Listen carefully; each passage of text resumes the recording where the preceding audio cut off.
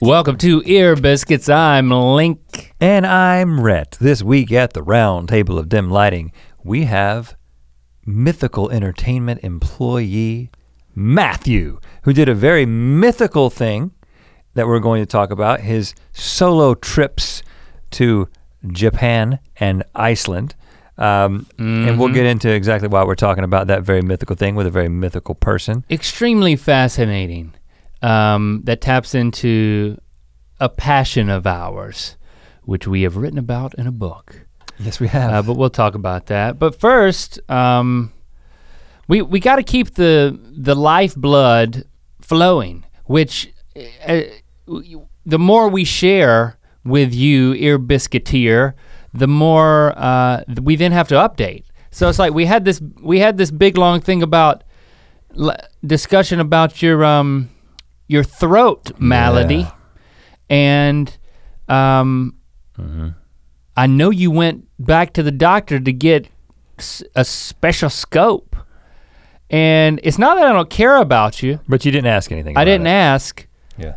Well, you didn't ask about my optometry visit either. Were you saving? I was saving it until now because I want to hear along with the listeners how it went.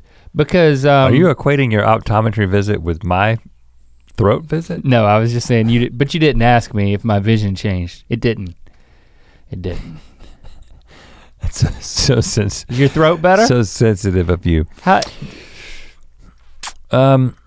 It's not that I don't think anything's wrong with your throat. It's I wish I had a simple answer for you, Link. I wish I had a simple answer for you. The answer is, my throat is not better. No, I did not do that. How on convenient. Cue. My throat better. I still here. Okay, good news, bad news. Okay. Why don't I just tell you the story? Because I went back to the doctor that I talked about on the show. Did he know you talked about him? Was he listening? Isn't that the question everybody has? So, well, I don't know. As I was driving to the doctor, I was thinking about the fact that you dished the podcast dirt on him. The podcast was coming out, and I had not yet been to him, but there was like a 24-hour period between the time the podcast came out and he certainly could have listened to the podcast. Yes. But to be clear, I also thought about what I said, and I didn't throw the guy under the bus. I told a story about how I felt that he was posturing a little bit because he didn't know who I was, and the girls in the office didn't know who I was. It's something you would never say to him that then if Right. he heard you talk about it to a lot of other people that weren't him, he would then probably feel weird, and it might color the experience you had with him next time. The follow-up procedure? Yeah. Yeah, so then I started thinking about what he was he is gonna put an apparatus down your throat. what he was gonna be doing to me, and I was like, well, I didn't say anything offensive, and I think if he's, based on everything that I know about the guy, maybe he would apologize. He's got like it seems like he's got a good sense of humor. So he'd probably be like, oh, I heard your podcast, pretty funny stuff, or something like that. But all indications when I returned to the doctor's office were that no one had— He still had his head up his own butt. No one had listened, I'm not gonna say anything. No one had listened to the podcast. So apparently they're not Ear Biscuits fans at the office, which is fine by me. But it was firmly established that many of them were fans, so. Well, but that doesn't mean if you listen to Ear Biscuits, they're not a true fan like you. That's a special fan. You special listener. Just because somebody's seen an episode or two of Good Mythical Morning, who hasn't? All right, am I right? And can't speak to, and can't bring themselves to speak to you when they're doing a medical exam, like the nurse couldn't. Well, we don't need to rehash all that. I'm just saying that odds were pretty high that someone there said, hey doc, you should listen to him. Yeah, I thought about that. So I was scanning everyone's face when I went back. No indication that anyone had seen it, or if they had, they were playing it cool. So it was Did you see the nurse who couldn't speak to you? Yeah. Could she speak to you? Interesting. So she she did not come in. A different one came in to do my initial evaluation.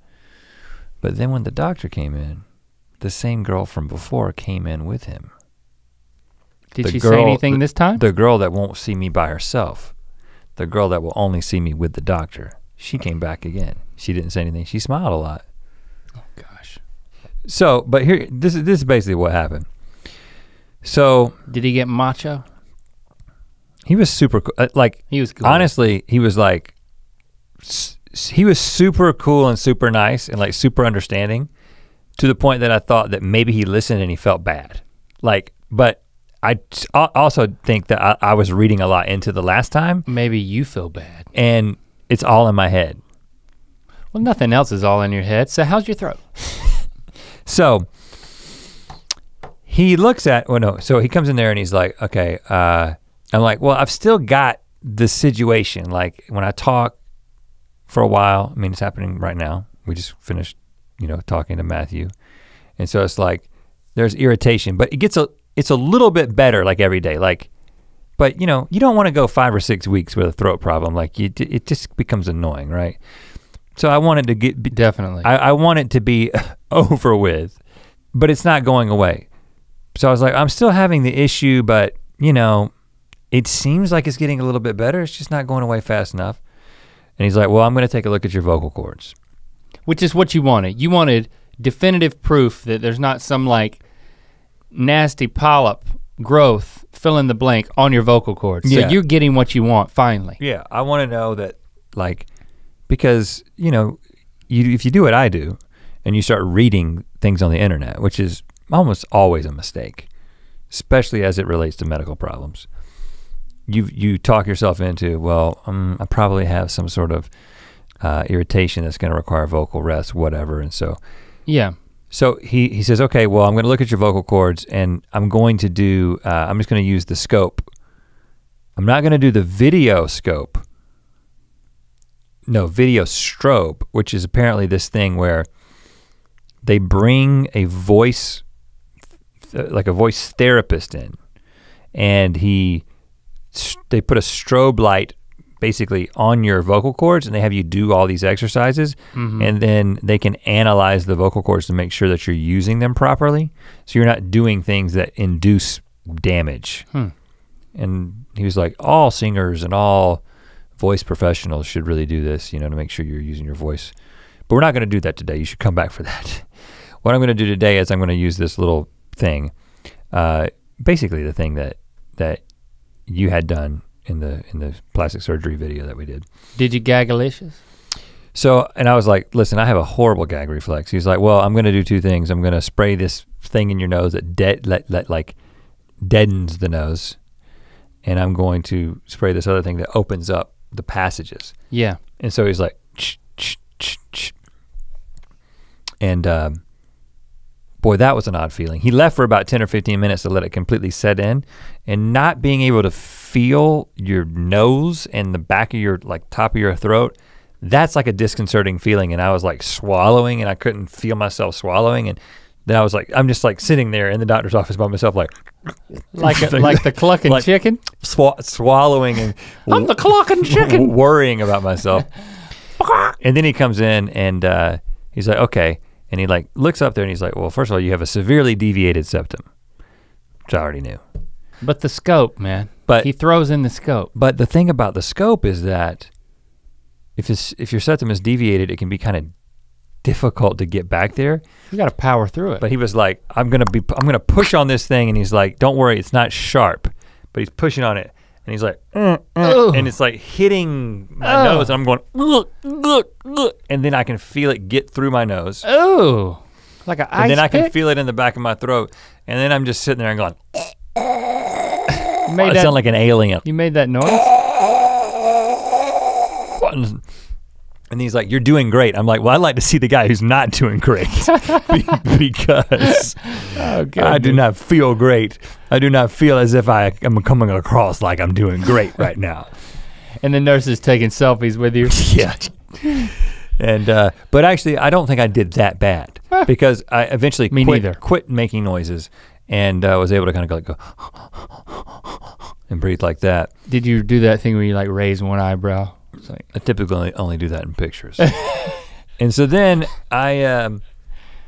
so then he's like, okay. And he like pulls it out. It feels like somebody's just pulling something. It's crazy how it feels. You know? Like a worm. Yeah. Like a camera worm. It's like sometimes like when like you were a kid and you started choking on a piece of spaghetti. Yeah, and then you pull it out through your nose. And you can like, nah, I never pulled it out through my nose.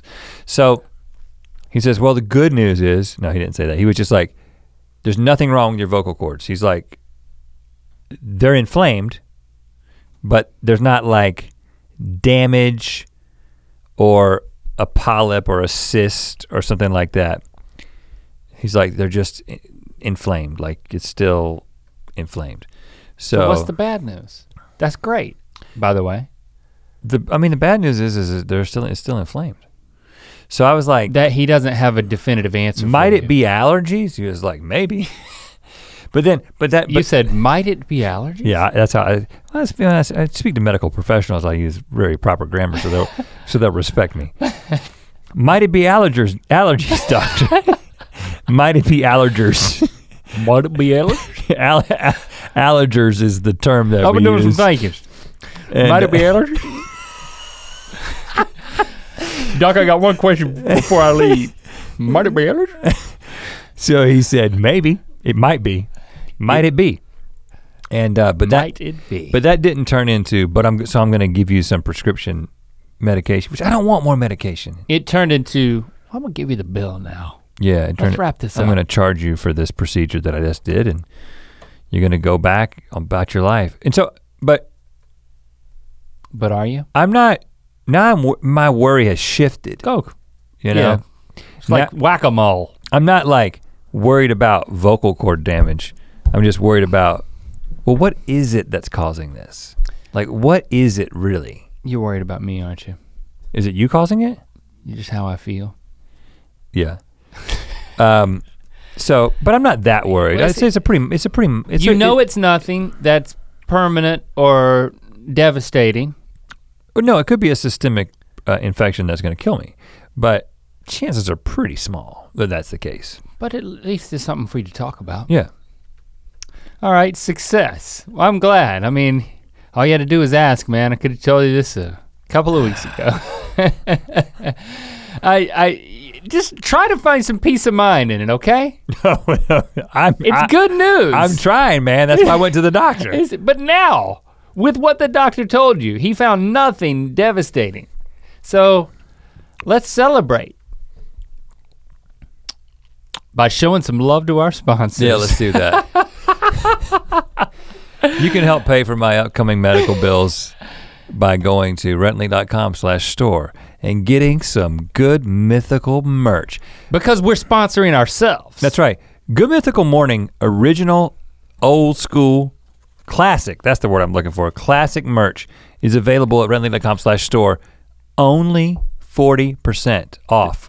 Now, if I said only 40%, that would be 60% off, but it's 40% off. 40% off until it's gone. We got the original GMM shirt. This is like legacy merch, guys. I mean, that's a child size right there. If you want yourself a good Mythical logo shirt, get it while the getting's good. rhettlink.com/store. Hoodies. When we see you with it, we'll know that you were there before it all changed. Wow. Mm-hmm. I am happy for it. I know I've been giving you a hard time about your medical condition. But I didn't just put it in air quotes. But I'm wait glad. until you have a problem, man. You wait until you have a problem. That's the thing, I'm not waiting. See if I come around. Well, you're helpful because you'll like Google it for me. Mm-hmm. You'll figure it out. You'll run all the numbers for me. So what I'm trying to say is I know I've given you a hard time, but I'm glad that you don't have anything. Because I would feel really bad if you had something. But I don't think we're on the same page. You still feel bad, but you don't have anything. You don't have throat cancer. But how could you? But how can you? If you feel bad, you have something. It's cold. It's probably nothing serious. You have an elongated cold. Colds don't last 6 weeks. Where are you going now? Who are you going to see now? I'm not going anywhere. I'm going to stay right here.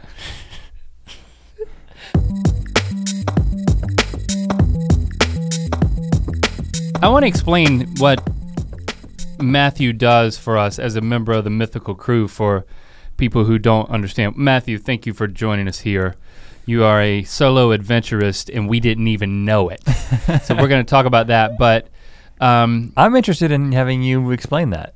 What Matthew does. I'd like to see your perspective. Yeah, me too, actually. I'm very interested. Are both of you trying to say I don't know what Matthew does here at Mythical Entertainment? No. I send you notes all the time on stuff that you do. Like, I know it's centered, but can you make it look more centered by uncentering this? Mm-hmm. So a lot of graphics work, very excited about the branding and rebranding of lots of things. The inventor of logos. Mm-hmm. So anything that's graphical that, I would, not every single thing we do that's graphical. Yeah, correct. But a lot of graphic design is to your credit, sir. Thank you. Yeah, I would say lots of logo work for Mythical. This is Mythical. Mm-hmm. And merch that people don't even know exists yet has logoing that you've invented. That's pretty spot on. What do you think? How do you think he did, Rhett? He I feel like you missed a pretty big thing, which is you do other things too. I'm leaving that to Rhett. I know he does other things. Like what, Rhett? The massaging. Is he not massaging? Oh yeah, is he not massaging you? He's the masseuse. Every Friday. Man, is that just me? Matthew, why don't you speak up about the masseusing you've been doing discriminately? Okay. Well, the other thing that goes in to what I do as well is I actually do a lot of the photography here. So even today, that was it. We were doing a big photo shoot for new merch that's coming out, and we've gotten to the point where I've done this enough where Rhett's hair was out of place, and I was like, I'm just gonna do it, and I went in there. Yeah, he just got all up in there. But I was in watching my mind, this that was happen, a massage, and it made that massage made his hair worse. Yeah, I realized I wasn't good at it, and immediately stopped. And then Rhett had to use the mirror function on his phone. I've had a weird hair day, so I appreciate it. The other thing that, you may have mentioned this in passing, but I mean, anything that moves on the screen of Good Mythical Morning that is I did not mention that yet. That is not us. He's responsible for motion graphics. So you design graphics. Well, not just things and then you that put move, them in motion. You know. Yeah. The way I describe it to anyone else that tells me, oh, what's your job? What do you do? I say, you know when like words move on TV and like movies and stuff? That's what I do. Because when you say graphics or text, people don't exactly perfectly picture. That's a dog. I don't know what Jade's barking at. I know, she's agreeing with me, I think. I'm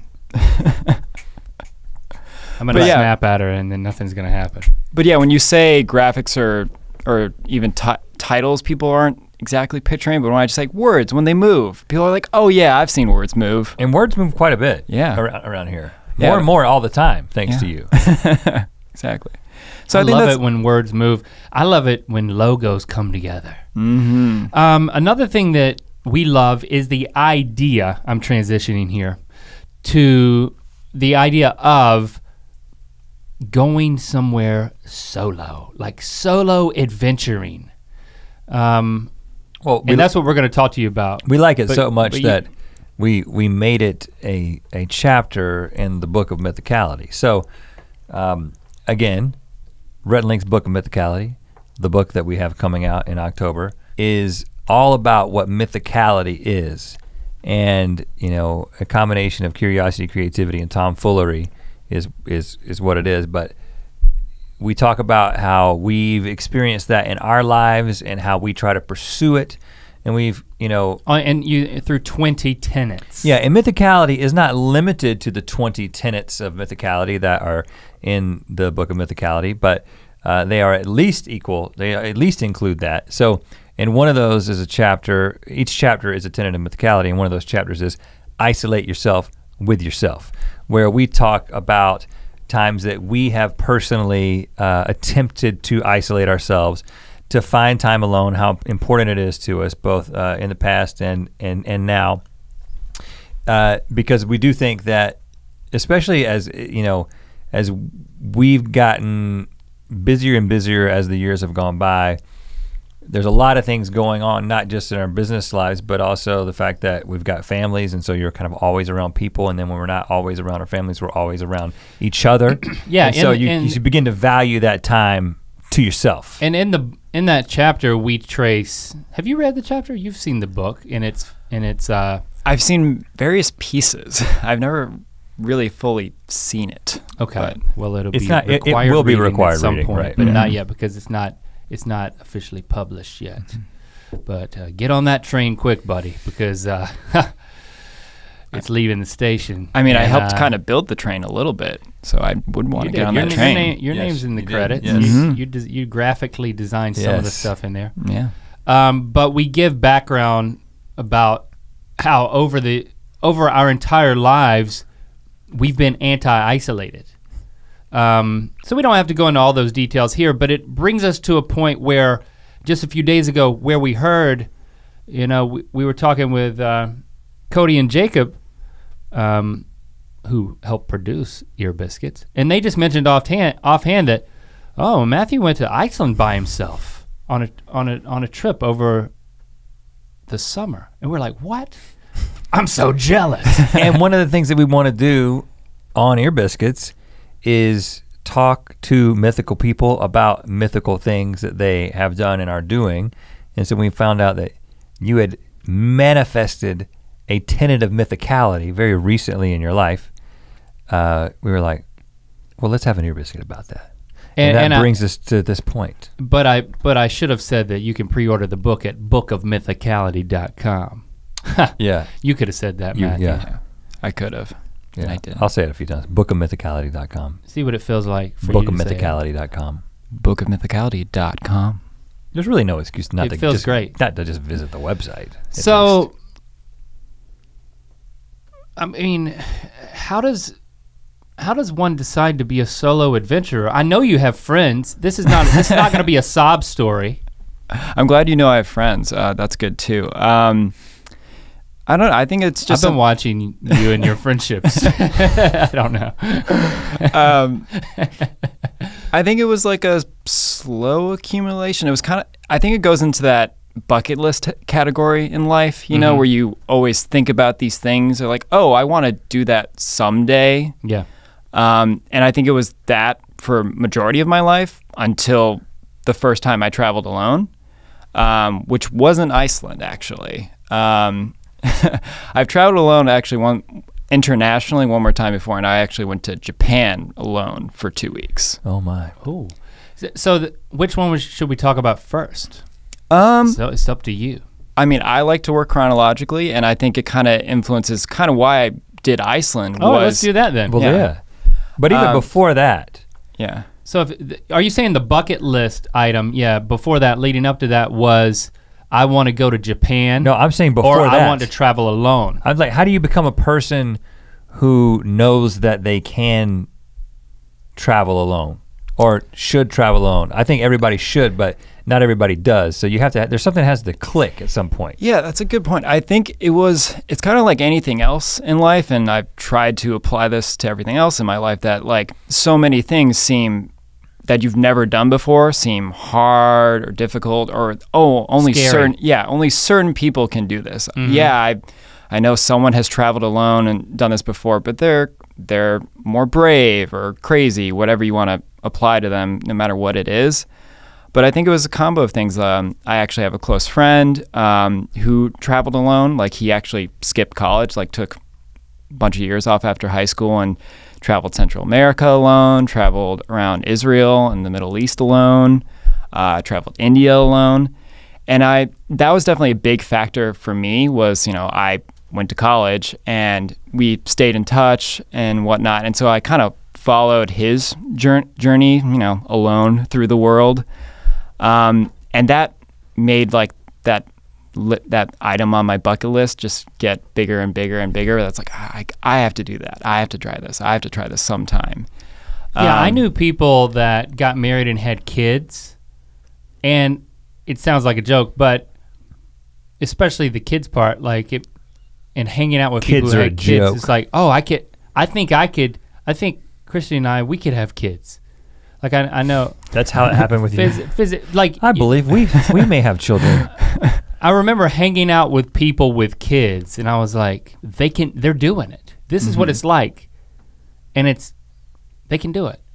Maybe I can do it. We should give it a shot. We shouldn't wait until we feel like we've got it figured all out to have a kid.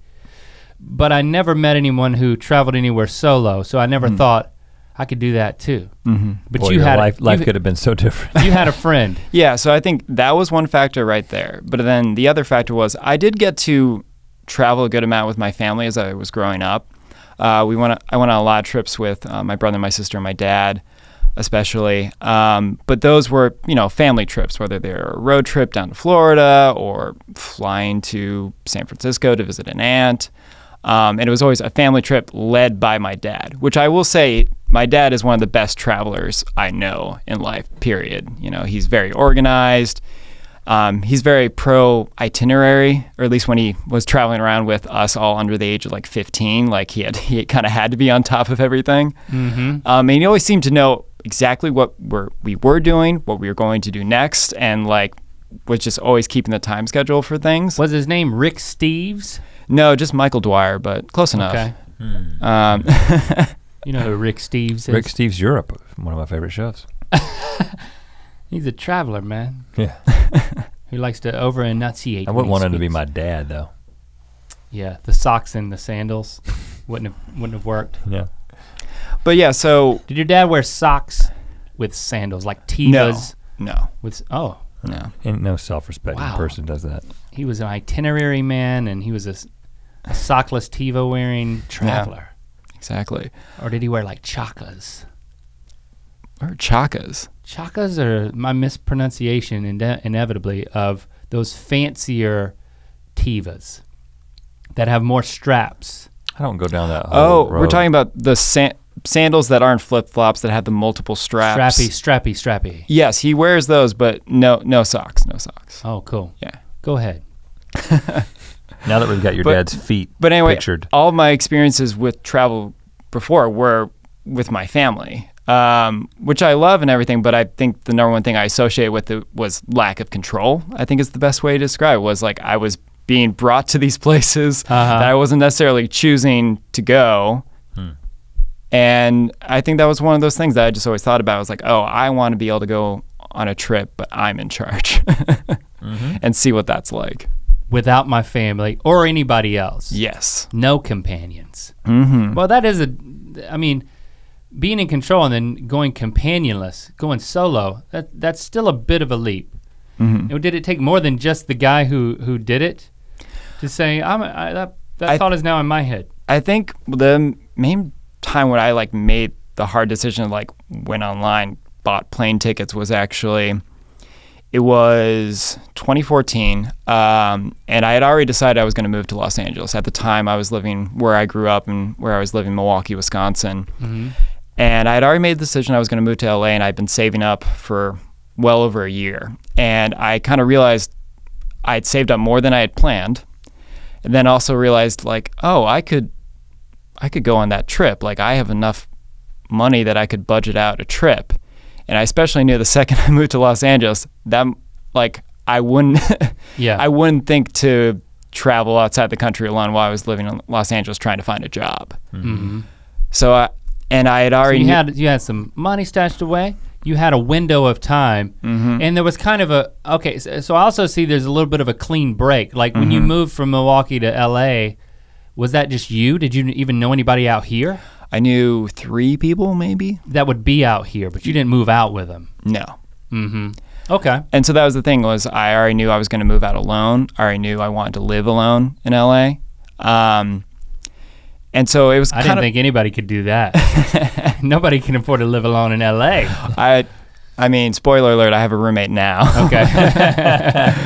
But and that was my plan, and I think it was a accumulation of those like big life choices where it was already like, I'm gonna move halfway across the country already, like almost wanted to kind of prepare where it's like, okay, and I'm gonna travel. So it wasn't alone. that you were moving to LA and then you just severely overshot it and ended up in Japan for 2 weeks. Well, because I also realized if I was gonna buy if I was going to buy plane tickets to LA to find an apartment anyway, I could actually save money on a ticket technically if I flew to Japan, stayed in Japan for 2 weeks, then flew from Tokyo to LA, stayed in LA for a week to find my apartment, and then flew back to Milwaukee to then drive back to LA to move.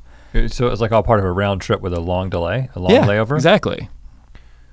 Which explains why you had more money you didn't know about, because you got this financial thing figured out. I know, exactly. I was like, oh, technically I'm safe. Like that was the excuse I tried to. Is that why you chose Japan? Because it worked out in the LA route, or was there something specific about Japan that you'd always wanted to experience? I, for a good portion of my life, have always been interested in Japan. I would say probably the seed of that kind of goes to my childhood of Pokemon and getting into anime. Mm-hmm. Yeah. So that was definitely a very good gateway into Japan and learning about Japan. So it was kind of just over time from that, since I was like 9, of like learning more and more about Japan, outside of even just pop culture, that I just got more and more interested in it.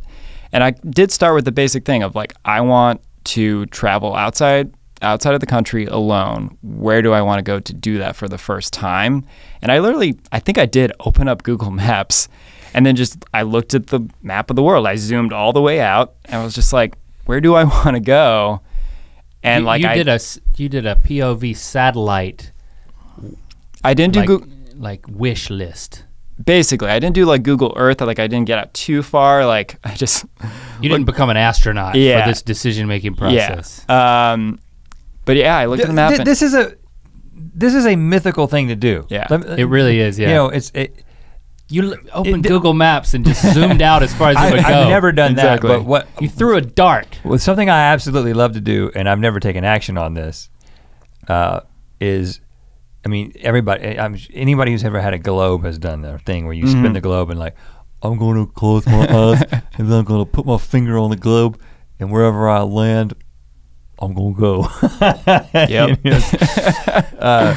Water. I'm going in the ocean a lot. But the idea that you did it with an intention to follow through. And it was about, I mean, even the whole process was, well, it was about the process. It was about the journey, not the destination, because you didn't have it yet. You were like, I'm gonna go somewhere. I'm gonna go alone. I know how I'm gonna do something, but I don't yet know what it is. Which is actually another chapter we talk about in the book. You probably don't need to even read it. We gotta quit. Bookofmythicality.com. You gotta quit selling this book, man. No, just read the book. Just read the book. But it is very mythical, and it's, you know, it's, so you zoomed out, and you saw. I did a general scan, and honestly, I think one of the first things that popped out to me was Japan. And it was kind of one of those things where almost first idea, best idea, where it was just like, I couldn't get out of my head. Like I kept on looking around, kept on hemming and hawing. Like I almost tried to think about it like continents too, where I was like, okay, well, nowhere in North America or even South America, because that's basically part of North America. So like, let's go for it. Let's go for it. And then I had actually been outside the country before, again, on another family trip with my dad, where we went to Ireland. So then I kind of canceled. I was like, okay, then no Europe. Technically, like, where have I, like, farthest away I've been? Been there, done that continent. And I think, all signs just pointed to Japan. And it made me immediately excited. And that's really just how I knew. And then when you timed it with moving to LA, and then, but when you got there, did you have a dad-like itinerary? And more importantly, I'm curious, how much did you talk? Because the way that I think about like solo trips is that they're like silent retreats where you find yourself not talking to anyone except when making like some sort of exchange. Yeah, I mean, I think, that's one of the first questions a lot of people ask, especially depending on where you're going. And so far, I would say Iceland and Japan have in common where it's pretty easy to travel when you're only an English speaker. In Iceland, actually even easier than Japan probably. But for the most part, like a lot of major signs are in, what you imagine when you imagine Japanese and the Japanese characters, but then there's also Roman letters, basically. So phonetically written out the Japanese words, and so you can actually read it. So but not necessarily English? What do you mean? Yeah, Roman so letters, but not English. So Roman letters like A, B, C, D, like A, B, C, D, E, F, G. It's not an English word. What? But you could say that's why I say Roman letters. You could pronounce it. You could pronounce it by phonetically. And somebody would know phonetically. what you were talking about. Oh. It's like using English to tell you how to speak Japanese. But for most words that works. However, the neighborhood where I stayed the first night did not apply to that rule. So this is probably a good example. So literally I landed in Japan. It's over, I can't even remember anymore, but it was like a 12 to 14 hour flight. I landed in Japan. And I did have a plan for the most part. Like I did try to be really prepared. I booked ahead of time where I was staying, where I stayed in hostels, which is, the affordable way to travel on a budget. Which means you share restrooms with strangers, and sometimes you share cots with strangers. Usually it's not cots. It's maybe like a bunk bed scenario, but usually you keep to your own bunk. That's okay. Unless, What kind of movies you've been watching? Yeah, if anything, it's maybe there's some consensual sharing, but other than that, it's you get assigned. Get your own bed, man. But yeah, That's considerate. Yeah, basically you're kind of in like that doesn't sound hostile at all. You're basically in like larger size dorm rooms that usually are at least like 6 bunk beds, and then it's like a communal bathroom with a bunch of sinks, a bunch of showers, and whatnot. So I knew, but you were phonetically sounding out signs and it didn't work out? Yeah, so the neighborhood and also like the name of my hostel had the name of the neighborhood, which was, I'll just say what it was spelled. So it was ASAKUSA. How would you pronounce that? ASAKSA? So I pronounced it and thought it was pronounced like how Rhett just said it, Asakusa. Because I was just looking at it phonetically, and like I had actually been trying to learn some basic Japanese, like hello, excuse me, that's my bunk, not yours. I didn't think to do that one. I didn't get that far. You're in my bunk. Where I thought with me. Where I thought like I could pronounce, if I saw a word, I'd be able to read it and relatively pronounce it correctly, I thought. But I gotten from the airport to one of the like the main train stations in Japan. In Tokyo. And so, but it's a big train station. And it's one of those things where there's a bunch of turnstiles and different parts of the building. And I'm not sure how to get to the next train to take me to my hostel. So are you using, this is 2014, right? This is 2014. So, I have a smartphone. Right, so one of the things that we noticed in our recent trip to New York, because we haven't really been to New York and navigated on our own in a number of years. Like we've been going for work and it's like you're in a car and somebody else is worrying about where you're gonna be. But the last time I like actually went to New York and like navigated the subway system and all that was 99, right? By printed map, not by Google app. And you had the map in your pocket, but like now with the smartphone, it was like, I wasn't thinking about anything. So how does that translate to Tokyo? Well, and that's the thing again, where like at times, especially in these scenarios, like it feels like a cheat code where a lot of problems can easily be answered by the smartphone. And Google Maps is really great. Like it translates everything, so like it shows everything in the English version. But it's smart because it hooks up to the public transit system, just like in New York City. It shows the name of lines, does like colored icons to show you like the different lines and whatnot. But it's still, I think it's still like this where it doesn't say breakdown of like, oh, there's multiple floors to this station and here's how you get to that line. All I knew was I was in the right building, but I didn't know where the hell in the building to go. Right. Where is Asakusa? Yeah, and so Asakusa. And so I went to one of the help desks, and I still was speaking English because like everyone at those help desks and like especially anyone of like authority that you really need to talk to most likely at least knows a little bit of English, if not is pretty fluent. And it was funny because immediately the second I said it, like they looked at me like I was crazy. And so all of a sudden I just knew I was second guessing everything I had done, where I was like, did I write it down wrong? Am I actually like, what did I do wrong? Until finally the person that was helping me like realized. I was like, oh, Asakusa? I was like, yes.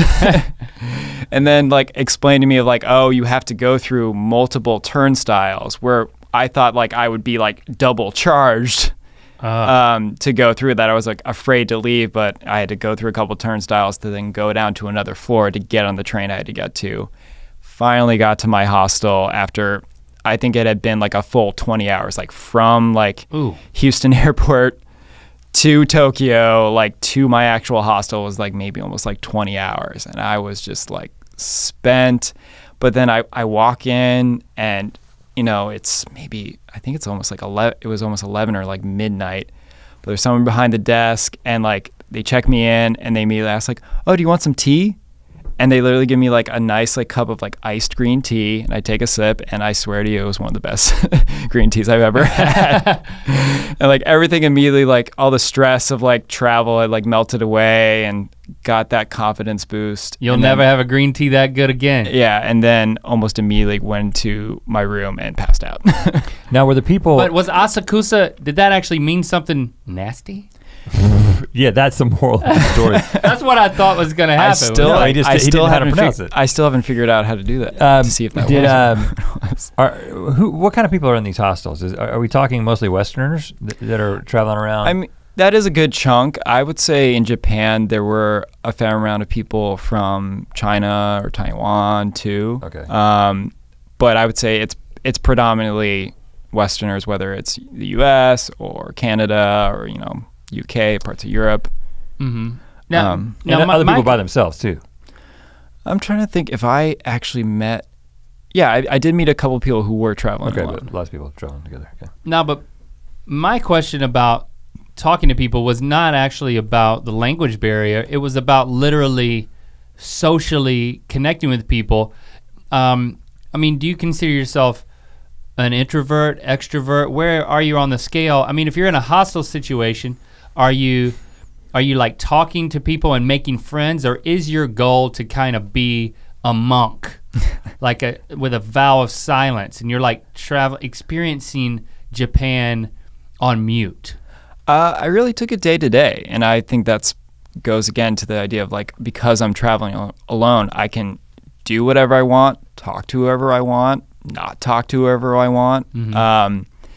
So are you an introvert or extrovert? What would you say? And I think that definitely leans more towards introvert if I like really had to choose between the two. And I think that's what's nice is at least like if I feel comfortable enough, then I can be more extroverted. But I think that's what was nice about the hostels, where you can usually kind of tell by the second you walk into your dorm and say someone's already there, whether or not they're in the mood to talk or chat, just by whether or not they even say hello to you, or like it's just like a head nod. Kind of like when I sit down in like a hairstylist chair and I immediately just close my eyes. You're like, that's the cue that I do not want to interact with you right now. I think that's actually probably like the best analogy is it's when you go into a new barber. Especially like within the first 2 seconds, you both agree like whether or not you're going to have a conversation. Right. So I do this weird thing where I talk to him for like 7 minutes and then then the eyes close. So I talk to him, I have the friendlies, and then that's all I got. That's all I want. Yeah. Next time I got to try just closing my eyes and see what happens. So do you have like I'm trying to picture you have like a backpack Well, he's right on there. And what is your outfit? You got like a tracksuit? What you got travel clothes? Yeah, I'm definitely picturing you in a tracksuit. Well, you would have to picture me without facial hair because this is before facial hair. Okay, got it. But I packed relatively light. I did. You couldn't grow facial hair 3 years ago? Well, at the end of the trip, I did. I'm trying to think. Like I packed like pants, one pair of shorts, and maybe. I think at most I did like maybe like 5 shirts, but it was like meant to be like layers, like a couple t-shirts, and I got one shirt from REI which was one like of those breathable ones. one of those breathable ones. Yeah. But like at like first glance, you wouldn't think of like, oh, that's like one of those like squishy, soundy material like things. Like it looks like a normal collared shirt for the most part. I know what you mean. But it's got those cool like side roll-ups. Vents. Yeah. Oh, like, you're talking about like a fly fisherman shirt. You wore a No, fly. man, this is like this is like Have you been to REI? like a legit camping shirt, man. Oh, like no, I would never go to REI. like it's like a I cool feel hiking. guilty. It looks like it's like I've almost gotten one like 700 times. I'd feel too guilty for never hiking or doing anything REI-ish. I still continue to wear this shirt like around when I'm not I've traveling seen outside it. the I country. didn't even notice. Exactly. Okay, all right. Exactly. Then, and what about okay, that's what cool. about the pants? Do you have zip offs? No, I didn't. I didn't go that far. I had one pair of shorts and one pair of jeans. Okay, but you can get one pair that's both of them. Yeah, and I was At REI. Zip off at the knees? Yeah, man, I want some of those too. I wore those in Buddy System Season 1. I think I still got them around here, but I don't do stuff that needs it. The last time I wore like zip off pants was like I was like 10 years old. They're glorious, man. They're I so don't know light. if I can go back. You feel like you they're can jump versatile. off of stuff. They are versatile. I don't know if they're glorious. Yeah. Okay, so you're dressed. You're pretty legit. You dress pretty legit. Not a lot of clothes. Yeah. So like, what's it like a typical day? Typical day. Again, I think how I planned my trip was not so much of an itinerary of like, oh, I have to be here at noon because I have to be at this place at 4 p.m. right on the dot. Like I treated it more as like I made a list of just like top things. Let's see if I can do these things today, and like in just order of importance. Where like I absolutely want to do this one thing today. I want to make sure I do that, but then a couple other ideas, and then just structure the day out that way. So I think the first day I went to Akihabara, which is like a neighborhood that's just very well known for its like video game stores and video arcades. So it's like classic of like what you kind of imagine with Tokyo, which is like super tall buildings and like tons of people on the sidewalk crossing streets, just like people everywhere. Entertainment overload. Yeah. So I went there first and, you know, walked around, went to stores, went into an arcade, played some games. It was kind of hard to play the games because, again, not a lot of English in the actual games, but I was able to like put money in, hit start, and play, and know that I lost. So, Which is the point. Exactly. Yeah, I did that and like purposely like wandered around because that's like a thing that I really love about traveling and being in a new place is like putting that time in to wander and to like explore and just walk around and find yourself somewhere. Yeah, exactly. What was the best Japanese experience and the worst? Like, was there a worst thing? Like, did you get mugged? And what was the best thing? Did you like get married? I'll have to think on the worst thing because it might be just like the first experience of like trying to find my hostel that first day. That's great if you don't have one. That's best. That's really hard to say. It's a combo of a lot of things. I think the number one thing I always talk about with Japan is definitely the food. Yeah. God, I was going through my photos. Everywhere or one place? Like just the everywhere. Everywhere. Like I was going through my photos to prepare for this to, you know, refresh my memory. And I have so many photos of just like food in my hand because I was like, while I was eating, I was like, I want to remember this. Now, are you a naturally moments. adventurous eater? I have as I've gotten older. Because you can't go to Japan and be like, I don't like fish, man. I'm not really into fish. Mm-hmm. I don't do fish.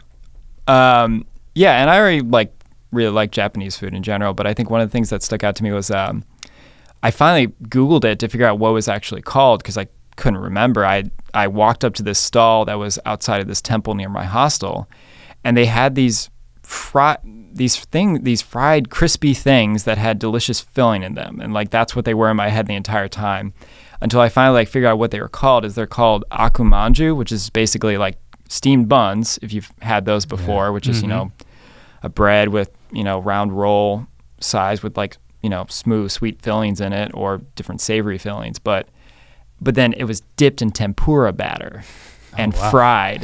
Sounds like the NC State Fair. That was my breakfast almost like my entire first week in Tokyo. Was like I would go to that stall and I got like a bunch of different flavors. Like they had green tea flavored. Oh, yeah. Where like they even flavored the breading too. Like the tempura batter was matcha flavored along with the filling inside.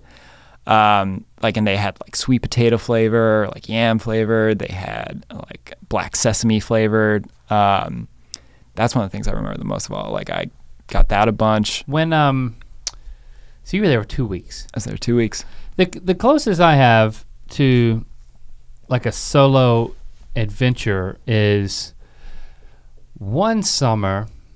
I think this was in college. I went to Nashville to visit our friend Josh.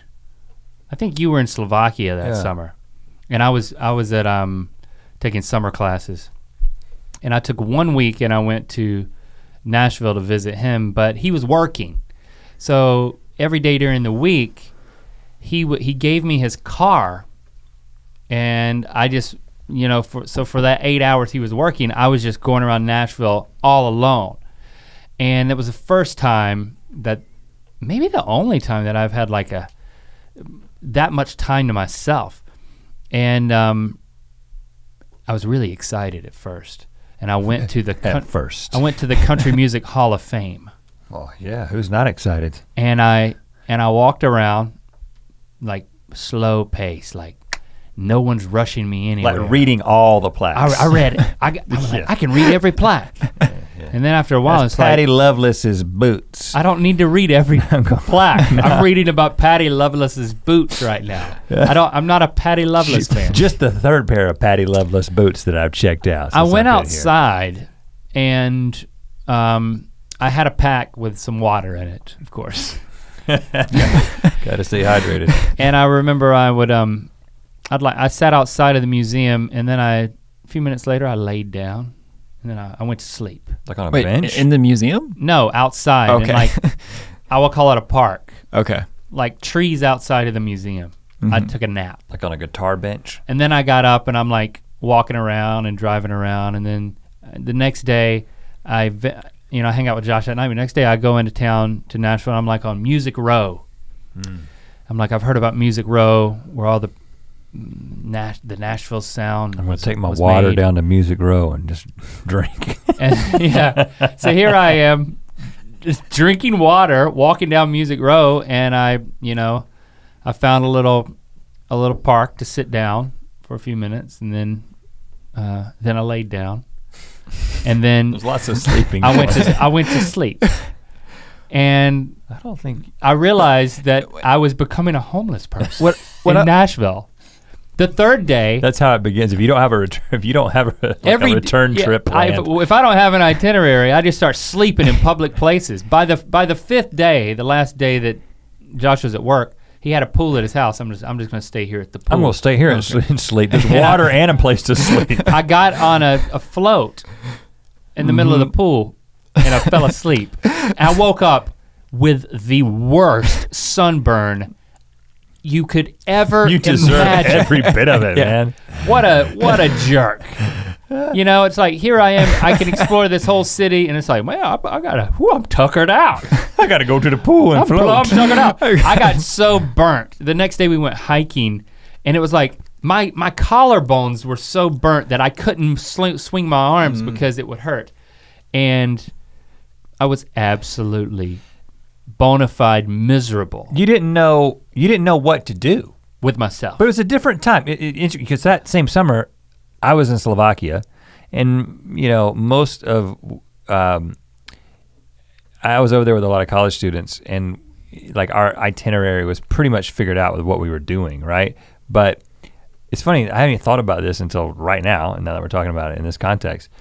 But you fell asleep a lot? Fell asleep in a pool.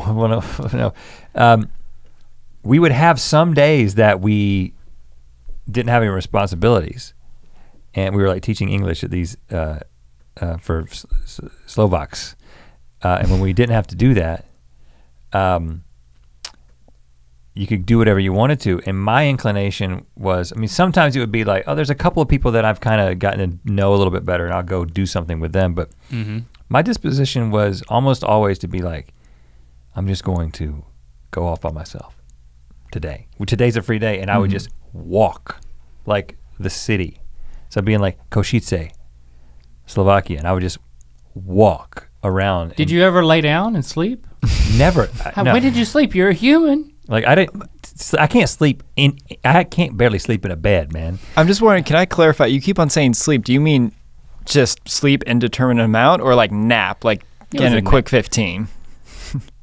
It would easily be 45 minutes. Wow, okay.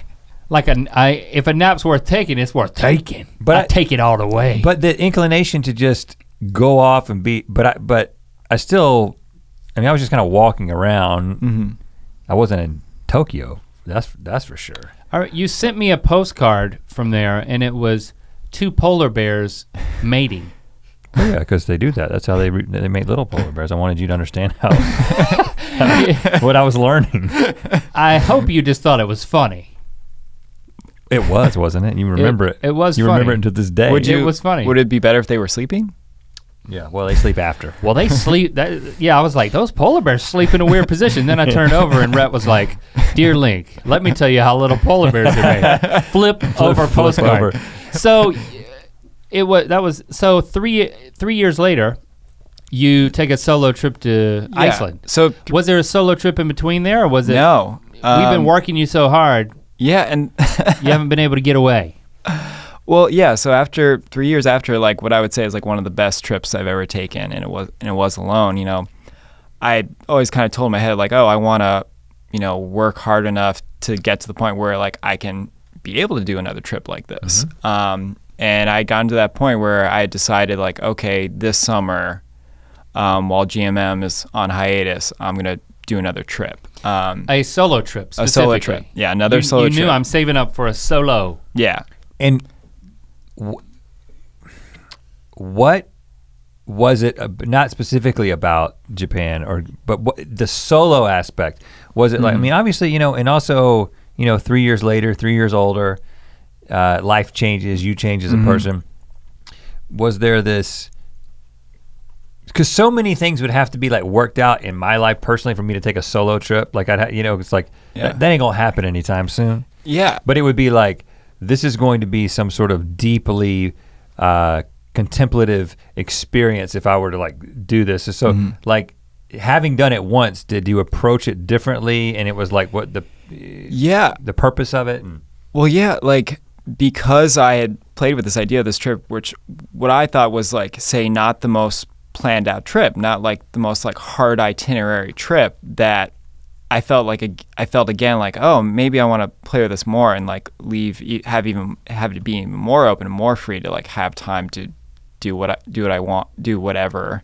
And because like I did really enjoy the experience of traveling alone, because it goes back into all those things of control. Like I did whatever I wanted, hate whatever I want, you know.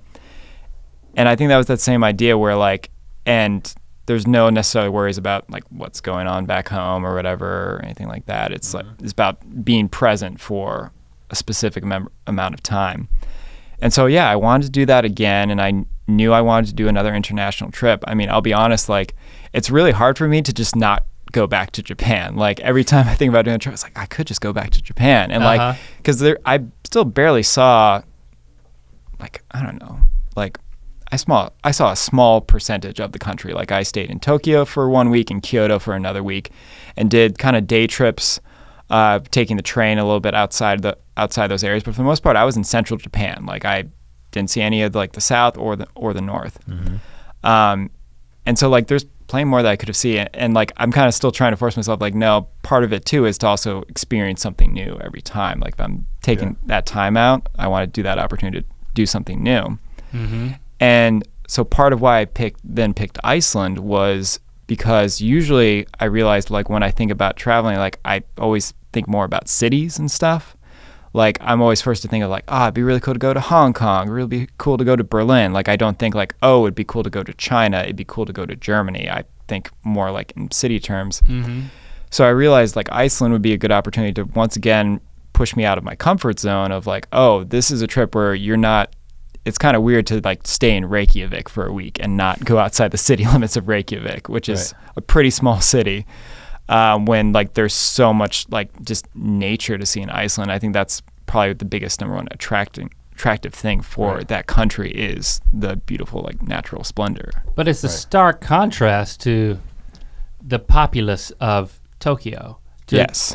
So was that another factor? Was now I'm going solo to somewhere where I could actually stay solo. Yeah, like where I could literally be at the edge of like a waterfall and just be the only one. Yeah, which I had imagined in my head and thought was a possibility. Once I got there, a little less likely. Okay. Because tourism in Iceland in the like the last 5 years especially has just like exploded. It's a population of maybe 300,000 and now they see about 2 million tourists a year.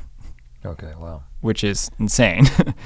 Because it's become very popular for I think a lot of reasons. I think partially because it's so beautiful. Well, that Ben Stiller movie. Ben Stiller movie. What was that movie? He skateboarded. Was it Walter Mitty? Walter Mitty skateboarded across Iceland. Weirdly, I think I did see that. That movie came out around the time that I went to go to Japan. Actually, I'm thinking about it. But and also Game of Thrones. I think is also like they film a lot of locations there. But yeah, the main attractive thing for me was like, okay, this trip forces me to go outside my comfort zone and go out into nature. And so I planned out my trip where I got tickets and I rented a car and I drove around, say like a third or like half of the country in a week. In 1 week. In 1 week. And were there hostels? Were you? What was the main thing you were doing? Seeing sights, hiking, just trying to survive in the icy depths of, I don't know. All of the above. I mainly stayed in hostels, and one night I stayed at a Airbnb. I thought I was going to do a decent amount of hiking, but kind of how my trip went canceled that fact. For whatever reason, my first 24 hours in a country like really say a lot about the trip. So I landed in Iceland and stayed in Reykjavik that night. I kind of, wandered around the city for the most part that night. And then the next morning I was driving probably the longest distance, almost like 3 or 4 hours to my Airbnb that I was staying at that night. And I was maybe so my second day, I was maybe barely 20 minutes outside of Reykjavik. And kind of how Iceland is laid out, there's what's called the Ring Road, which is basically only like 2 lanes, but it goes around the entire island. Mm-hmm. But it's not like normal like American highways where there's maybe some curves, but stuff can be straight. It's all like windy and curvy, but then there's just beautiful things at like every turn you make. And I pulled over because I saw a beautiful mountain, and I was like, I got to take a photo in front of this. And I pulled over to the side of the road, and I did a very touristy thing where I was trying to take a photo of myself, and I fell into a ditch. You were taking a selfie. Basically, yeah. And like a big ditch. Like a big enough ditch where. Was this a fjord? I don't think that's technically not. I don't think that's there. No. Oh no, there's fjords. There are fjords? Oh yeah, there's plenty of fjords. Oh. Yeah, that's right, Rhett. Where it's also greener than Greenland, so take a bite out of that. I do it know was that. very green, but I fell into this very green ditch, and how deep was this ditch, and what happened? It was at least 4 feet, maybe 5 feet. Oh my goodness! Was there ice in the bottom? No. What happened? So did you die? So I hurt my ankle. Oh. Like where I got out, I climbed out of the ditch. I'm sorry, I'm laughing at you. I laughed at myself. It's so I got out, and like it was painful getting out, both to my pride and my ankle. And so I'm standing up and I'm out of the ditch, and I realize when I put weight on my ankle, it hurts. Mm. So I'm like, oh crap. I mean, I'll just get in the car. I'm getting in the car and sitting. I can put some weight off it. It'll probably be fine. I get back in the car and I start driving. But then as I'm sitting with no weight on my foot, it starts to hurt. And like every mile I'm driving, it just hurts more and more and more. Just the gas foot? No. Luckily, it was my left foot.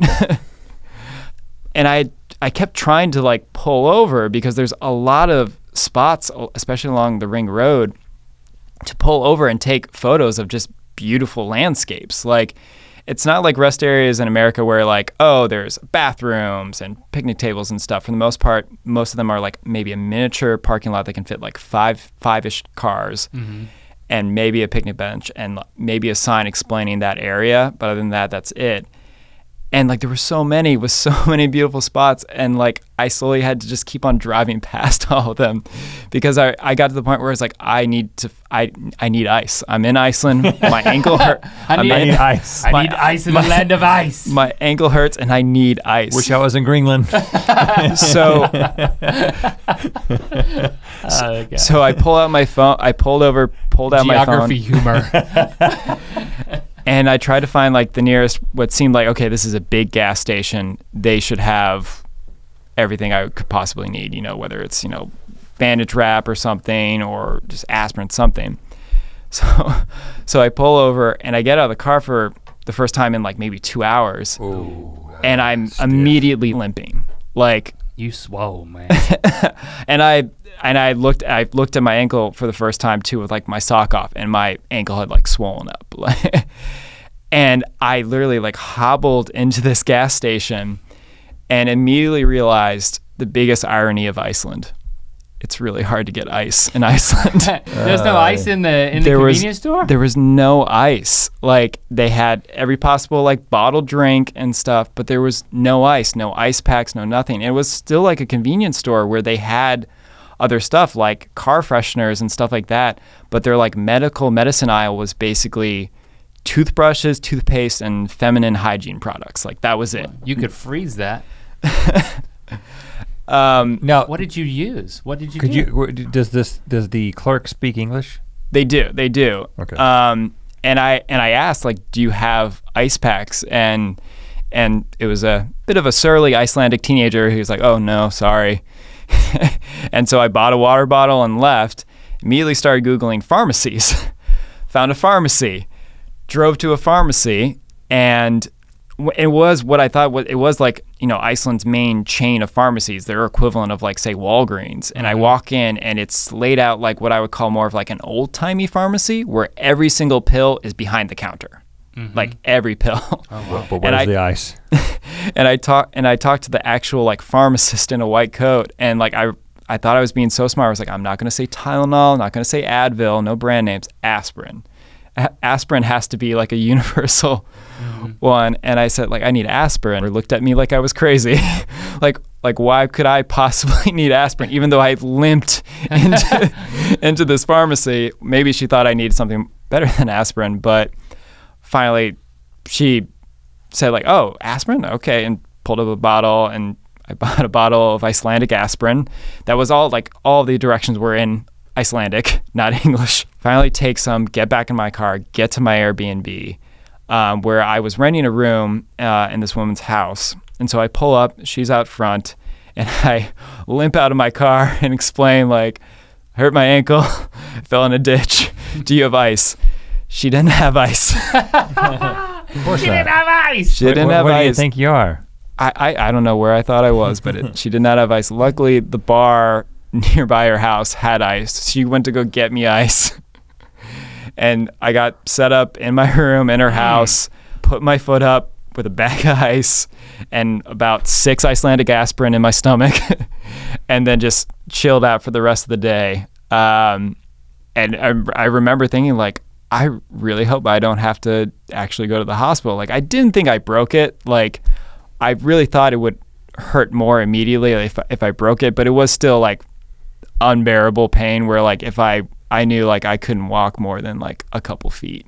That was a great start. So that was the start of my trip. That was like within the first like 48 hours of my trip. But then I got up the next morning and my ankle felt immediately better.